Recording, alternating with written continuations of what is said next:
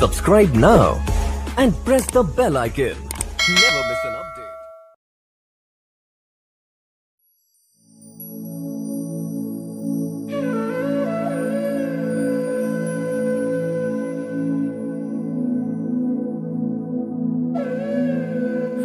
तो जी जय जय श्री कृष्णा, जय जय श्री राधे। आज का विषय है, हम आगे चलते हैं। अब पंडितों को ये समझ में आ गया कि इस पे तंत्र मंत्र यंत्र षड्यंत्र नहीं चलेगा, तो तुलसी बाबा को समाज में उनकी बढ़ती हुई ख्याति को देख करके विद्वानों ने यह निर्णय किया, पंडितों ने यह निर्णय किया कि दो विद्वानों को लड़ा दिया जाए। उस समय के परम विद्वान आचार्य श्री मधुसूदन सरस्वती पाद, उनको किसी भी प्रकार से इस ग्रंथ के खिलाफ भड़काया जाए। अगर वो इस ग्रंथ का विरोध करेंगे तो इस ग्रंथ का प्रचार प्रसार नहीं हो पाएगा, इस रामचरितमानस का प्रचार प्रसार नहीं हो पाएगा।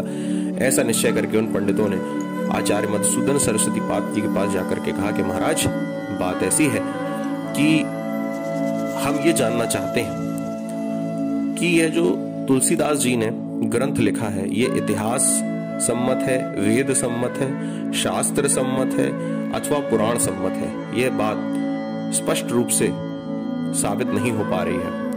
इसीलिए कृपा करके आप उस ग्रंथ को देखें और बताएं कि इसे किस काल का और किस सम्मति का हम माने। क्या ये वेद सम्मत है, क्या ये शास्त्र सम्मत है, क्या ये पुराण सम्मत है अथवा ये इतिहास सम्मत है। सरस्वती पाद जी, मधुसूदन सरस्वती पाद जी ने तुलसी बाबा के यहां से श्री रामचरितमानस को मंगाया। जब आचार्य मधुसूदन सरस्वती पाद जी ने उस ग्रंथ को पढ़ा, तो पढ़ने के बाद जब पंडितों ने उनसे पूछा कि महाराज आपको क्या समझ में आया, क्या होता है, विद्वान जो होता है वो बड़ी शुद्धि और अशुद्धि का ध्यान रखता है। तो पंडितों को ये लगा कि ये तो लौकिक भाषा में है, इसीलिए मधुसूदन सरस्वती जी इसे प्रमाणित नहीं करेंगे, और जब वो इसका विरोध करेंगे तो समाज में इसका बहिष्कार करना आसान हो जाएगा। तो मधुसूदन सरस्वती जी ने बड़े ही आनंद में मग्न होकर उस ग्रंथ को पढ़ने के बाद भाव विभोर होते हुए कहा कि आनंद कानने यस्मिन् जंगमस्तुलसी तरु कविता मंजरी भाति राम भ्रमर भूषितः। इस आनंद रूपी वन में, इस राम जी के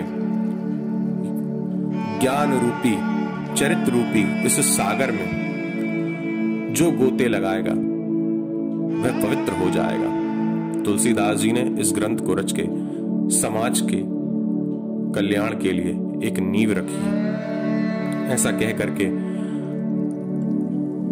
एक रथ मंगाया और उस रथ पर बाजे गाजे के साथ बड़े सम्मान से उस ग्रंथ को तुलसी बाबा जी काशी में गंगा जी के किनारे जहां निवास करते थे वहां उस ग्रंथ को भिजवा दिया। अब इसके बाद विद्वानों को भी, पंडितों को भी यह विश्वास हो गया कि यह ग्रंथ किसी साधारण लेखक की लेखनी नहीं है, अपितु तुलसीदास जी के माध्यम से ईश्वर ही समाज के लिए एक कल्याण का मार्ग प्रशस्त कर रहे हैं। इसके बाद किसी ने भी रामचरितमानस का विरोध कभी नहीं किया। तो भैया, इस प्रकार से तुलसी बाबा जी का यह दिव्य चरित्र, यह दिव्य ग्रंथ और उनके जीवन की यह राम जी के प्रति सुदृढ़ भक्ति, जिसे कोई भी साम दाम दंड भेद छल छद्म किसी भी प्रकार से डिगा नहीं पाया, और अंत में जाकर के उस भक्ति को समाज में सम्मान मिला। जब भगवान की ओर भक्त चल देता है तो मार्ग में कष्ट तो आते ही हैं, लेकिन अगर उसकी भक्ति दृढ़ है, अगर उसका निश्चय अटल है, तो उसका कार्य, उसका लक्ष्य उसे अवश्य ही प्राप्त होता है, उसका कार्य अवश्य ही पूर्ण होता है। इतना कह करके हम अपनी वाणी को विश्राम देंगे, आगे कल की कथा चलेगी।